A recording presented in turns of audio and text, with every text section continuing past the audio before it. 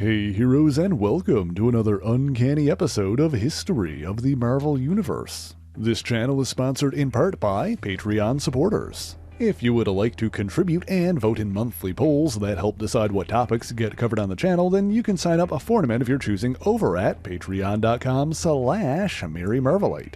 The link is in the description below, along with other places you can find me.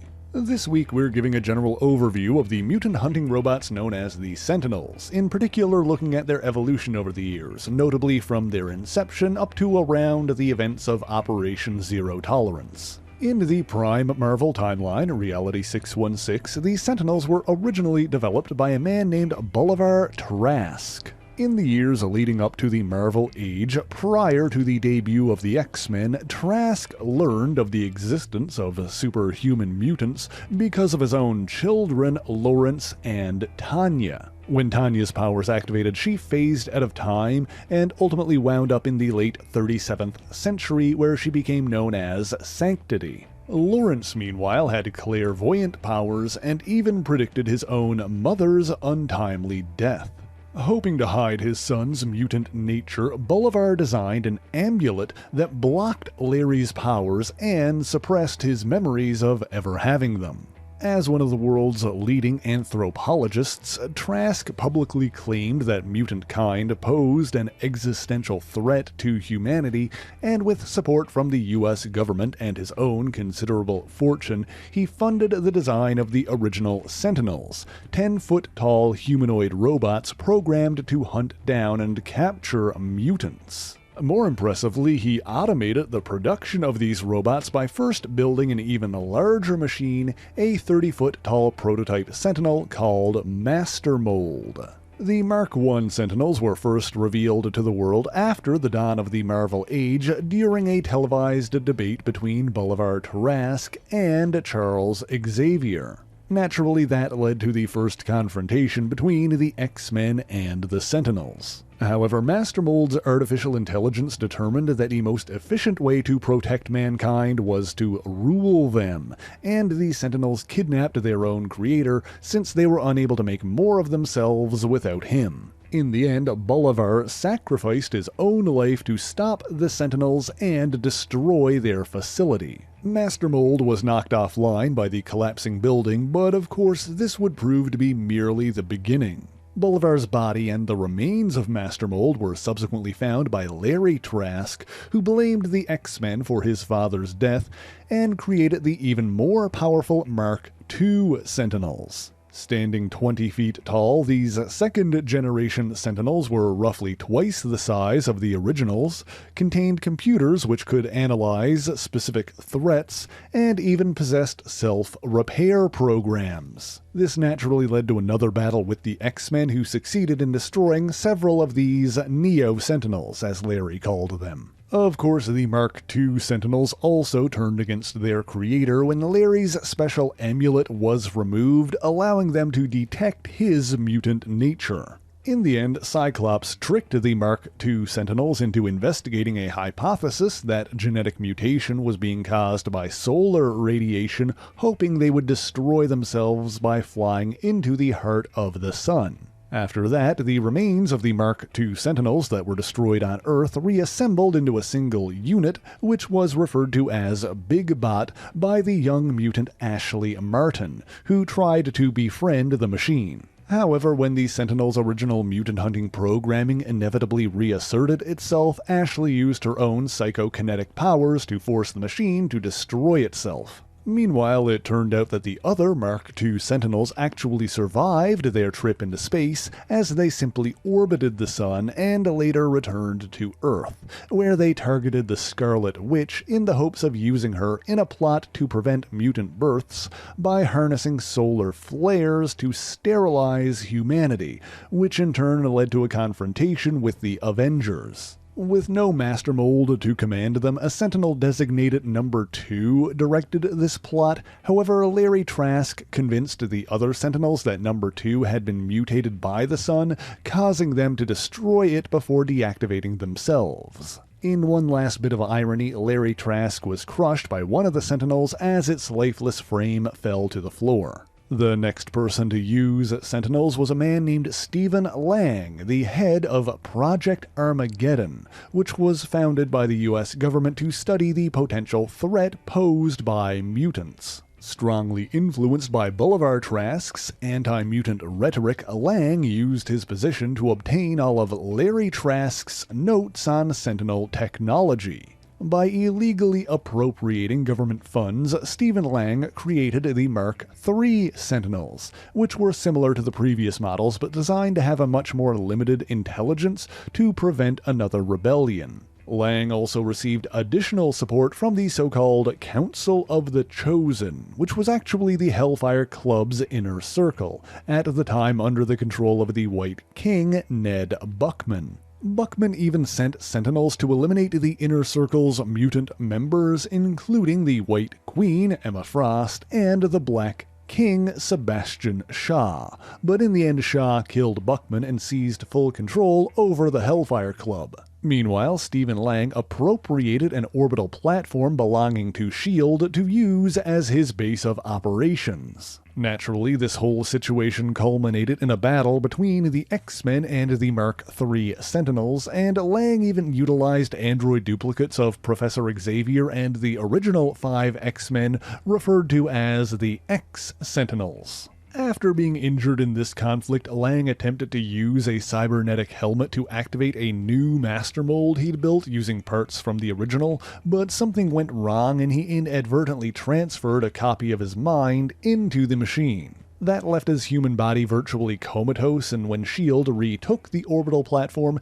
they brought him to a government hospital. For what happened to him after that, you can check out my video on Cypher and Warlock. Initially believing itself to actually be Stephen Lang, Master Mold escaped unnoticed and established a new base, building it into a nearby asteroid. It attempted to capture the mutants Iceman and Angel, bringing them back to the asteroid, but inadvertently drew the attention of the Incredible Hulk, who followed and badly damaged Master Mold in the ensuing conflict. In an act of defiance, Master Mold destroyed its asteroid base, intending on taking its enemies down with it, but of course the heroes ultimately escaped. While severely damaged, the Master Mold itself was not completely destroyed and landed in the frigid waters of the Bering Strait off the coast of Alaska. Now, I will note there was also an incident in which the mutant teleporter Vanisher, who had been held captive by Stephen Lang, completed the construction of several unfinished Mark III Sentinels and attempted to use them for his own purposes, but this batch was ultimately destroyed in a battle with the champions of Los Angeles. In the years that followed, there would also be instances in which previously defeated Sentinel models returned because of their self-repair capabilities. For example, one of Lang's Mark III Sentinels later reassembled itself and attacked the Falcon, Sam Wilson, mistaking him for a mutant. Of course, a Sentinel's electronic brain needs to be active to initiate this kind of repair sequence, and Sam was able to defeat this one by having his avian partner Redwing fly inside the machine and deactivate it. Meanwhile, there was an incident in which an incarnation of the Brotherhood of Evil Mutants led by Mystique attempted to assassinate the US Senator Robert Kelly. While they were thwarted by the X-Men, the attempt nonetheless resulted in the president approving the creation of Project Wide Awake, a covert operation that effectively replaced Lang's Project Armageddon. Tasked with creating new Sentinels, Project Wide Awake was initially run by a government agent named Henry Peter Gyrick, while the contract for constructing the new Sentinels was given to Shaw Industries, as its owner, Sebastian Shaw, was an old friend of Robert Kelly's. Of course, neither Kelly nor Gyrick knew that Shaw was a mutant, or that he was using his position to steal technology and research for his own purposes. Project Wide Awake soon developed the remotely controlled Mark IV Sentinels, which were defeated by the X-Men in their initial test run. After that, they designed the upgraded Mark V model, which battled Xavier's younger students, the New Mutants. Later, Shaw's employee, Dr. Carmody White, modified several Mark III Sentinels, endowing them with optical camouflage capabilities. However, these prototype stealth Sentinels were destroyed by the Canadian superhero team Alpha Flight. Meanwhile, there was a divergent alternate timeline, Earth 811, colloquially referred to as the Days of Future Past, where the attempt on Senator Kelly's life succeeded and things progressed differently. In that reality, the Mutant Control Act passed with bipartisan support, Project Wide Awake was presumably established without Sebastian Shaw, and several years later the Sentinels were unleashed on an unsuspecting mutant populace. I'll note that I talked more about this version of events in my video on Rachel Summers, so refer to that story for more details. Much like the original Master Mold, the Sentinels of Earth 811 determined that the best way to fulfill their broad directive of preventing mutant domination was to take over the country themselves, and in this reality they actually succeeded, killing or imprisoning any who stood against them, mutant or otherwise. Intending on expanding their control beyond the United States, they continued to create increasingly sophisticated models, which brings us to the next step in Sentinel evolution, Project Nimrod. Named after the biblical hunter, the Nimrod series was designed to be the deadliest Sentinel to date, far more accurate and efficient than its predecessors. More importantly, its ability to repair itself would vastly surpass any previous model, and its control over its individual components would theoretically allow it to restore itself no matter how badly damaged it was. Even being smashed into pieces would not be enough to stop it. Two surviving mutants, Kate Pryde and Rachel Summers, infiltrated the cyber robotics facility where the Nimrod was being developed and planted a nuclear explosive with the intention of wiping out the entire facility. Aware that this was a suicide mission, Kate arranged things so that the Cosmic Phoenix Force would bring Rachel back in time, or more accurately to Earth 616, after planting the bomb, allowing her to escape.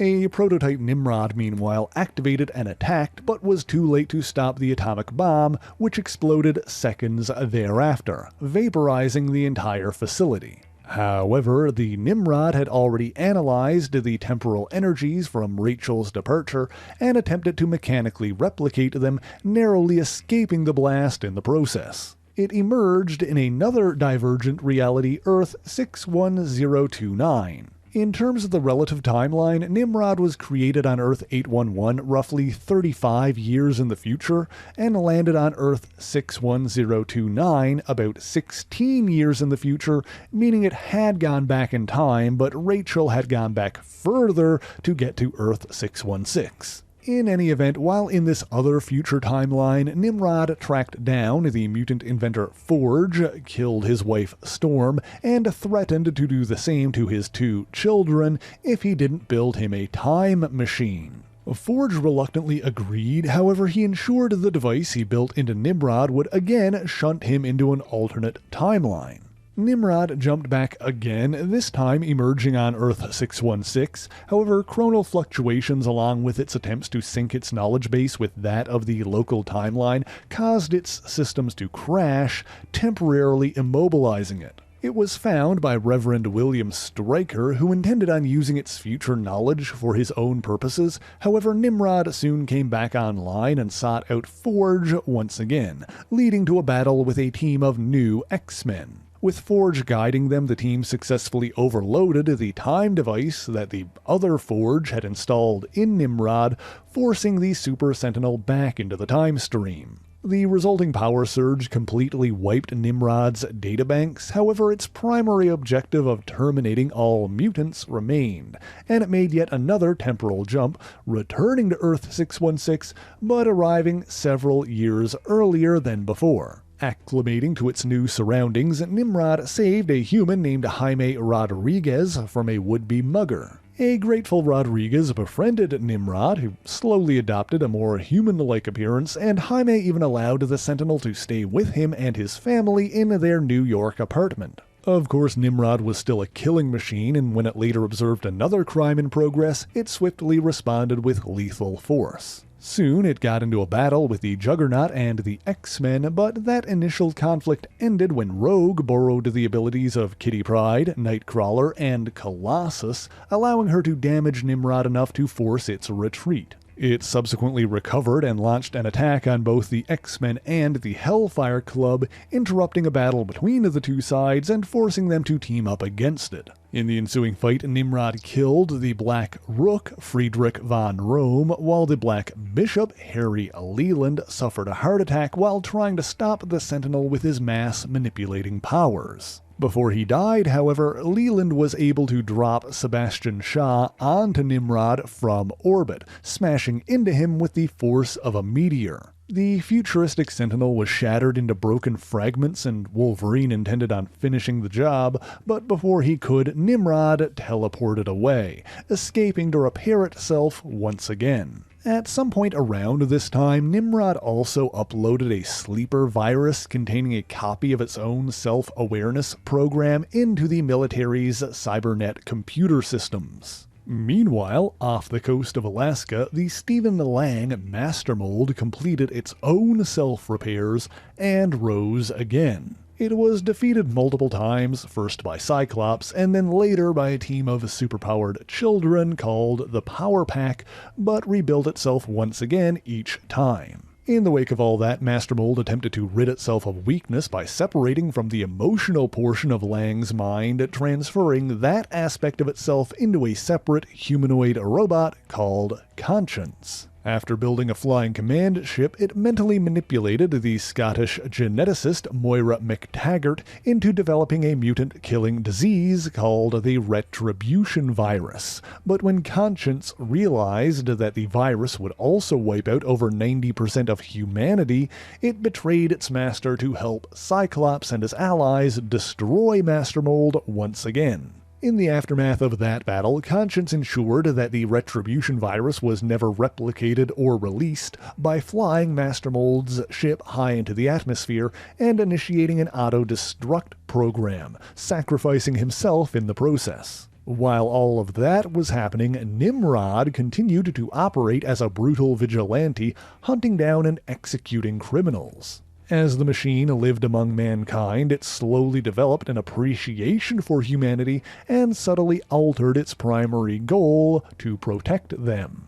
It even established a human identity of its own as Nicholas Hunter, but one day while working on a construction site, Nimrod came upon the remains of Master Mold's core unit. Upon making contact with this circuitry, Master Mold's programming overwhelmed the prototype Nimrod and attempted to take over its body. Rebuilding its own massive form, the reborn Master Mold challenged the X-Men once again, and in the ensuing battle, Nimrod's mind began to reassert itself. Interestingly, during this time, the X-Men were invisible to technological detection thanks to a spell cast by Merlin's daughter, Roma, and so Nimrod reasoned that since the Nimrod-Master Mold fusion could still perceive them, it must have evolved to become more than just a machine. Meanwhile, the X-Man Dazzler decided to get rid of Master Mold by using the Siege Perilous, an ancient arcane artifact that could expand into a pan-dimensional gateway.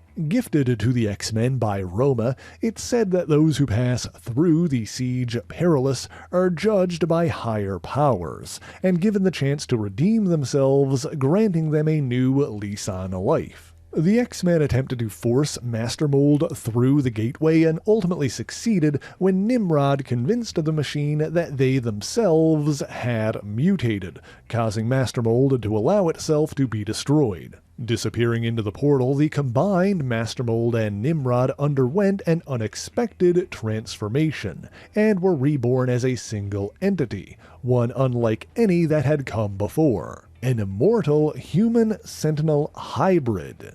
This new being emerged with the body of an adult man, but had no memory of his previous lives, and his mind was initially akin to that of a newborn. He was taken in by a woman named Rose Gilberti, who gave him the name Sebastian, and his mind matured quickly. He became like a son to her, and while she tried to teach him to be compassionate and tolerant, propagandistic media coverage decrying the so-called mutant threat stirred something within him. With Sentinel programming still buried in his mind, his predecessor's directives reawakened along with memories of the Siege Perilous. Realizing what he really was, he left Rose behind to pursue his agenda and began simply calling himself Bastion. While all that was happening, there were of course more instances in which other models of Sentinels popped up. In one incident, a woman named Dr. Cynthia Chalmers, whose father had been a close friend to the Trask family,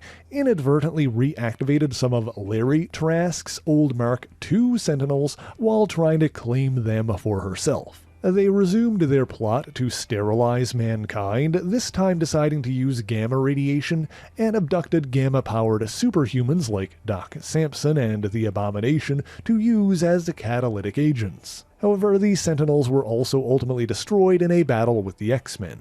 A terminally ill Chalmers also attempted to transfer her mind into a Sentinel, but when the machine's programming threatened to overwhelm her, she flew into the sun, destroying it. There was also an incident in which Shaw Industries developed 3 new prototype Sentinels, only for the trickster god Loki to magically merge them into a single 6-armed Tri-Sentinel. This machine was actually defeated single-handedly by Spider-Man, who at the time possessed the cosmic power of the Enigma Force, which transformed him into Captain Universe. A time traveler named Trevor Fitzroy also utilized Sentinels while on Earth 616, however his were pulled from his native timeline, Reality 1191. Project Wide Awake, meanwhile, continued to develop Mark VI Sentinel prototypes in an attempt to create a version that combined the best features of their previous models with the evolving technology observed in the futuristic Nimrod. The government also attempted to replicate this future technology with their own Project Nimrod,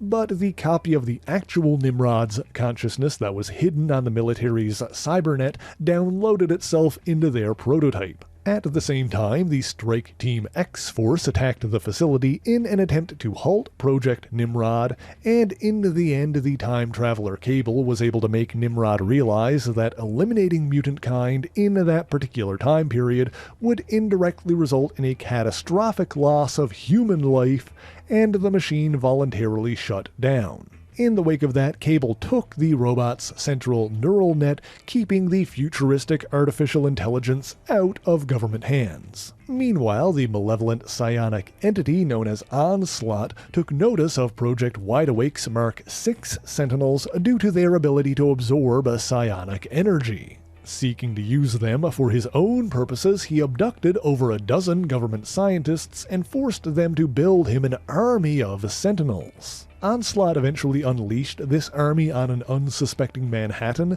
using them not only to create chaos and panic, but to siphon off the increased psionic energy that resulted from this and channel it directly to him, further strengthening him. Of course, this Sentinel invasion was opposed not just by the X-Men, but numerous heroes across New York City who rallied to fight them. Ultimately, these Sentinels were destroyed and Onslaught was defeated, but for a time it seemed as though the Avengers and the Fantastic Four had perished to defeat him. After that conflict, an inventor named Fabian Stankovic, who previously worked for the Avengers as a technician, obtained the remains of the Mark VI Sentinels and used them to build new robots modeled on the missing heroes, the Protectorate. He attempted to direct them with a cybernetic control helmet, but was overwhelmed by the still present Sentinel programming, and the Protectorate ended up clashing with the real Avengers upon the heroes' return. In the end, it was the Avengers' friend and butler, Edwin Jarvis, who ended the threat by finding Stankovic and disconnecting his cybernetic interface. While all of that was going on, Bastion was continuing his own plans by building an international anti-mutant strike force called Operation Zero Tolerance. His greatest weapons in this endeavor were his Prime Sentinels, humans who were implanted with nanotechnology that transformed them into cyborgs upon activation. Worse yet, Bastion secretly ran clinics that offered bionic implants to those who needed them, but secretly implanted patients with Sentinel tech, transforming them into unwitting sleeper agents that could be instantly transformed into loyal Prime Sentinels. After a prolonged conflict with the X-Men, OZT was eventually shut down after an executive order from the US government forbade them from operating on American soil, and Bastion himself was remanded into S.H.I.E.L.D. custody. Now naturally he eventually returned, and there are other versions of Sentinels that we could talk about, but if you want to know what happened next, you'll have to let me know in the comments. I will note that I did already talk about the Wild Sentinels in my video on Cassandra Nova, so check the link in the description for that story. But that is all I have for you this week, and thank you so much for watching this video. If you enjoyed it, be sure to leave a like, subscribe to the channel, and share it on your favorite social media. As always, the issues referenced in this video are listed in the description below if you would like to read them for yourself, as well as links to other places you can find me. Let me give a special shout out to all of my Patreon and Ko-fi supporters, Twitch subscribers, and YouTube members who help make the channel possible. By signing up for any ongoing amount on any of these platforms, you'll get your name in these special thanks here, but Patreon is the one that helps determine what topics get covered on the channel via monthly polls. That being said, if there's anything in particular that you want me to talk about, be sure to let me know in the comments. But that is indeed all I have for you this week, and so until next time, true believers, Excelsior!